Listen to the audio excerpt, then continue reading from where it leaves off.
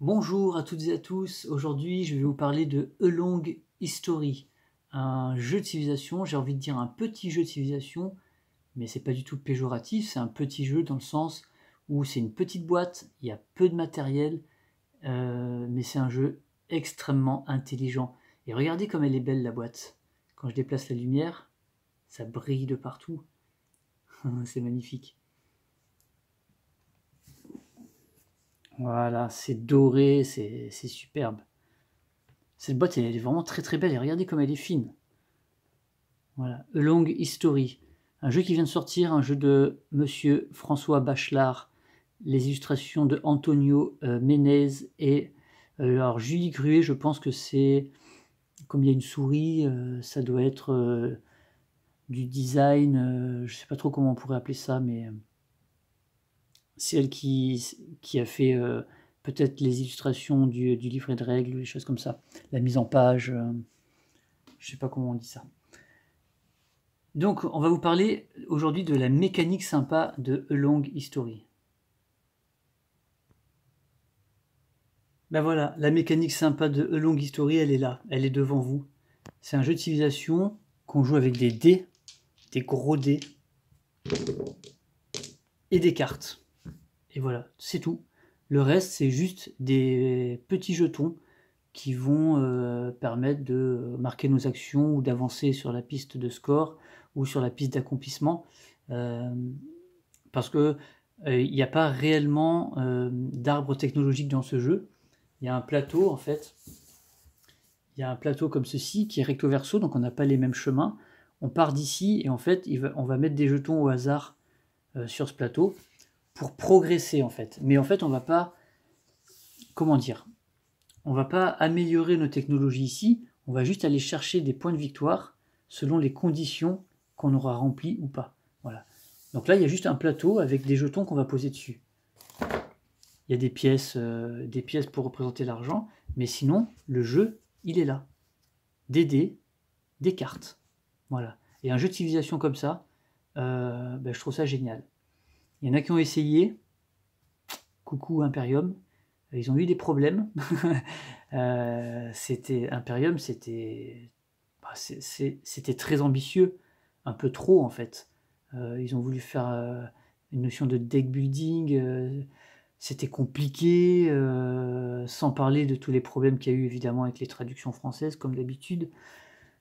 Mais bon, c'est un jeu que j'adore, hein, mais rien que de penser à le sortir, à faire la mise en place, à relire les règles parce qu'il faut se rappeler tous les mots-clés et tout, bah là, A Long History, franchement, on le met en place en 1 minute. Et les parties, quand je dis que c'est un petit jeu de civilisation, c'est parce qu'il n'a pas beaucoup de matériel. Là, il marque 40 minutes la partie. Mais en fait, 40 minutes, c'est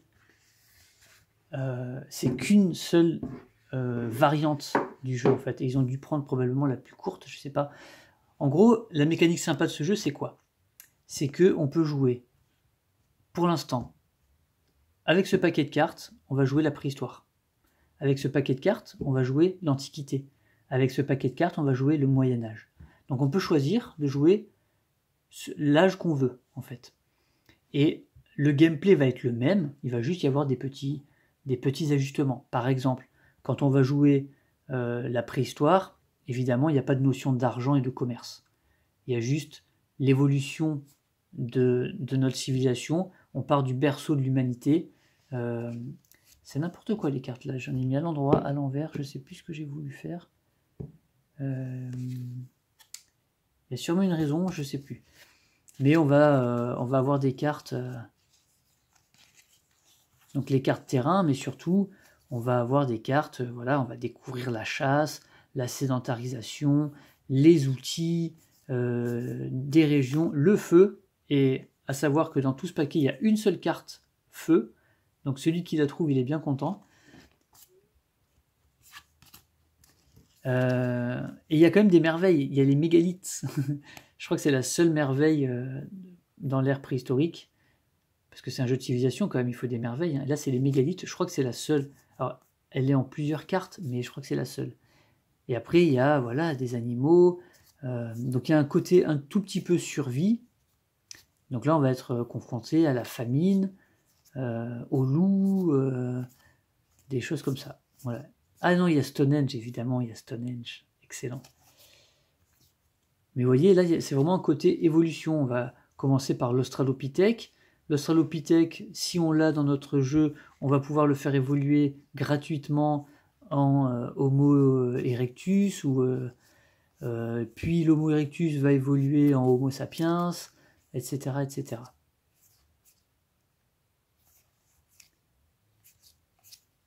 Donc ça, c'est une façon de jouer. On choisit un des paquets et on joue l'ère qu'on a choisi. Dans l'Antiquité, par exemple, il y a l'arrivée de l'argent avec le commerce. Donc les pièces d'or arrivent à ce moment-là. Et puis là, il y a des choses un petit peu plus, voilà, Hippocrate, Alexandre le Grand. Il y a l'arrivée aussi des généraux pour faire les guerres. Et puis il y a surtout toutes les merveilles qu'on connaît. Le mausolée d'Halicarnasse, les pyramides, la statue de Zeus, le colosse de Rhodes, etc. Ensuite, là, il y a le Moyen-Âge. Donc, on peut décider de jouer avec le Moyen-Âge. Donc, je crois qu'il y a un petit peu plus de cartes dans le Moyen-Âge. C'est celui qui est le plus gros. Voilà. Et là, c'est pareil. On avance dans l'histoire. On n'a pas les mêmes personnages. On n'a pas les mêmes calamités. On n'a pas les mêmes... voilà, là, c'est la découverte de l'armure, etc. Voilà. Donc, on peut choisir ce qu'on joue. Donc, déjà, ça va définir un temps de partie. Et ensuite, sur le plateau d'accomplissement que je vous ai montré tout à l'heure, vous voyez, la partie se termine quand tous les joueurs atteignent, quand le premier joueur atteint le 7. Mais on peut décider de faire une partie moins longue en s'arrêtant au 6, mais on peut faire une partie encore plus courte en s'arrêtant au 5. Donc on peut vraiment moduler la durée de la partie, et on peut aussi allonger la partie. Par exemple, on peut jouer 2 ères, donc on va jouer la préhistoire, puis ensuite on va jouer l'Antiquité. Ou alors on peut jouer l'Antiquité, puis le Moyen-Âge. Ou alors on peut jouer les 3. Et si on joue les 3, là on est sur un jeu qui dure 3 heures en fait. Donc on est sur un vrai jeu de civilisation long. Et surtout, ce qui est très bien foutu, c'est qu'il y a des héritages entre les 2 ères. Et donc ça c'est vraiment pas mal. On termine cette ère ici, on fait un décompte de points. Et certaines choses qu'on a découvertes, on les garde, elles vont nous servir pour l'ère suivante, et même chose ensuite. Et donc là, ça nous emmène à rêver à une extension avec la Renaissance, avec l'ère industrielle, avec l'ère moderne. Et là, on aurait un jeu, mais avec un jeu de malade. Alors peut-être avec des mécaniques en plus greffées, pas seulement juste un paquet de cartes, mais même si c'est qu'un paquet de cartes, on pourrait jouer 6 heures d'affilée pour des parties marathon. Ça serait tellement incroyable. Donc voilà, monsieur Bachelard, hein, je crois que... J'espère que c'est peut-être dans vos petits papiers. Et un mode solo. Franchement, il faut un mode solo, là, maintenant. Ça n'existe plus, les jeux qui sortent sans mode solo. Voilà, et je sais qu'il y a des modes solo qui... dans le passé qui fonctionnaient très bien. C'était quoi ce jeu? C'était Eterna, ça s'appelait? Je sais plus. Le mode solo était très sympa. Donc au moins permettre aux joueurs seuls de jouer à cet excellent jeu.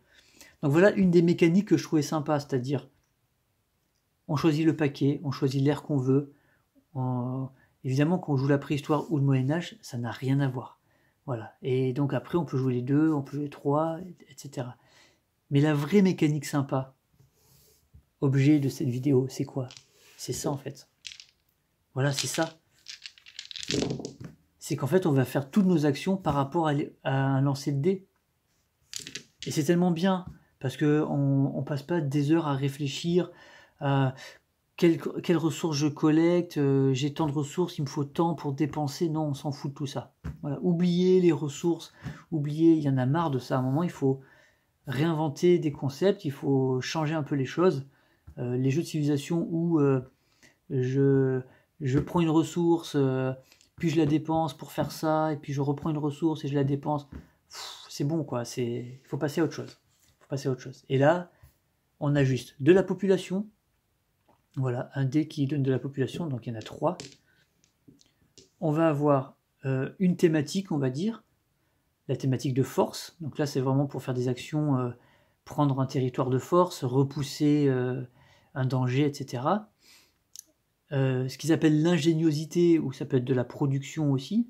Voilà, c'est quand on va créer des choses comme, je sais pas moi, on va dire des outils ou un peu des choses un peu artisanales. On va avoir la culture. Et voilà, c'est tout. On a ces 3 actions en fait. Voilà, 3 actions. Et puis les dés rouges qui vont servir, et ça on en parlera un petit peu plus tard, uniquement au premier joueur. Donc lui il va avoir un champ d'action un peu plus large, le premier joueur. Voilà. Et il manque un dé, c'est le dé noir que j'ai pas sorti, qui correspond à l'argent. Voilà. Qui nous fait gagner des pièces. Parce que dans ce jeu, en fait, on acquiert des cartes soit en ayant la bonne combinaison. Par exemple, il va nous falloir une population nombreuse, et puis, donc de 5 par exemple, et puis cette connaissance-là, ce savoir, pour pouvoir acquérir une carte. Ou alors, puisqu'avec de l'or on obtient tout, une certaine somme d'argent. Voilà. Et donc, la mécanique sympa, c'est que c'est le premier joueur qui va dicter les actions et les potentielles actions des autres joueurs. Parce que le premier joueur va lancer les dés, il va faire sa tambouille, il va relancer, il va défausser un dé voilà, pour relancer, il va faire son truc, il va acheter ses cartes. Et avec ce qu'il va laisser, ben, les autres joueurs vont devoir faire la même chose. Ils vont devoir acheter leurs cartes, mais eux, ils peuvent rien faire d'autre que utiliser ce qui reste là. Voilà. Et donc ça, c'est vraiment très sympa, parce que si le premier joueur fait un super score et se débrouille en relançant, en défaussant pour avoir un truc vraiment très intéressant, bah les autres vont en bénéficier aussi. Et puis s'il fait un truc tout pourri et qu'il n'arrive pas à acheter de cartes, et ben les autres, c'est possible qu'ils soient embêtés aussi. Et le premier joueur, il a l'avantage, lui, d'avoir 2 dés supplémentaires. Voilà. Donc ça lui permet d'aller en guerre, ça lui permet de relancer tous les dés, ça lui permet de réutiliser des cartes qui sont à usage unique lors du tour. Donc, et ça permet aussi de doubler un dé. Voilà, comme ça par exemple. Comme ça. Donc ça, c'est vraiment très sympa cette mécanique. Voilà, un jeu de civilisation basé sur un lancer de dés, mais de façon intelligente, pour pas que chacun lance son dé et qu'il n'y ait pas de frustré en disant ouais mais moi je fais toujours des jets pourris et donc j'ai rien pu faire dans ces parties. Non, il y en a un qui lance pour tout le monde. Donc ça c'est une gestion intelligente du hasard parce qu'on est tous soumis à peu près à la même chose tout en gardant un petit avantage pour le joueur actif, le premier joueur. Et donc ça va tourner comme ça. Et puis des cartes, voilà, uniquement des dés, des cartes. Et avec ça on fait un excellent jeu de civilisation qui n'est pas cher, mais carrément pas cher. Je crois que c'est 30 euros, je crois, un truc comme ça, 30-35 euros, je sais plus. Qui est riche, qui est beau, parce qu'en plus les illustrations, elles sont pleines cartes. Donc ce sont des cartes qui sont assez larges. Hein. Je sais pas ce que c'est ce format de carte, mais les illustrations, elles sont vraiment pleines de cartes. Voilà. Et je les trouve belles en fait. Voilà, Guillaume le Conquérant, voilà, des généraux, Charlemagne, Jérusalem, un comté, Jeanne d'Arc en petite blondinette là. Elle a l'air presque sympa comme ça. Des baronnies, des merveilles. Voilà, les cartes sont belles, les mécaniques de jeu sont intelligentes, sont simples, les règles, c'est d'une fluidité incroyable. Donc voilà, la mécanique sympa de A Long History, Monsieur Bachelard, bravo, du dé, de la carte et des bonnes idées. Et voilà comment on fait un super jeu.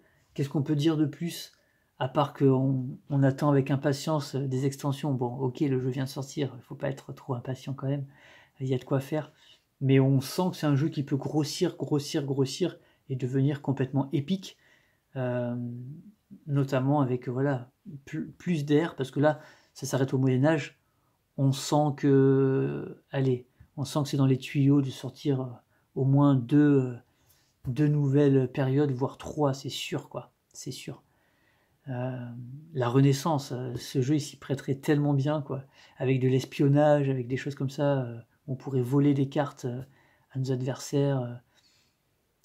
Pourquoi pas même amener un twist sur la façon de jouer les dés, parce que là c'est le premier joueur qui lance les dés, mais peut-être qu'on pourrait inventer des cartes lors de la Renaissance avec voilà, tout ce qui pouvait se passer lors de la Renaissance. Peut-être qu'on pourrait embêter un joueur et lui changer un dé.